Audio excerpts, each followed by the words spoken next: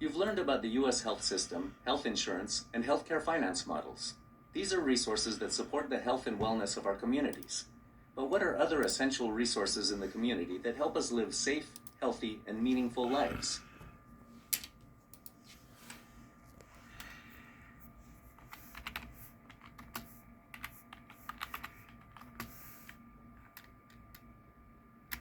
Here are some examples you may have written down: childcare, transportation, food pantries, education, parks and recreation, faith-based services, employment training and job counseling, legal assistance, and housing support.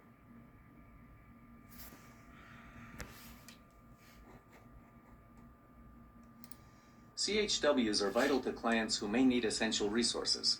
For example, some clients may be experiencing food insecurity, housing issues, unable to afford their medications or medical equipment, and others struggling to receive services and support for a chronic condition, substance use, or a mental illness.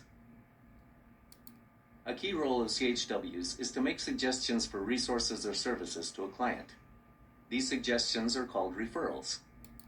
To make good and successful referrals, you must be aware of your community and the resources they provide.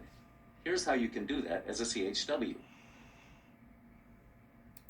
Engage with your local community.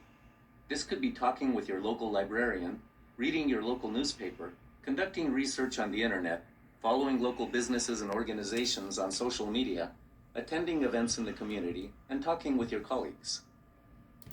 See if there is a referral list for your community. A referral list, sometimes called a resource list, is a catalog of available resources in your community. These are sometimes created by your town, county, local nonprofit, community organization, or even a healthcare system or local clinical practice. Sometimes it is important for CHWs to know how to create a referral list for clients and acknowledge why this list is so important. Watch this video of a CHW describing how to develop a referral list for his clients.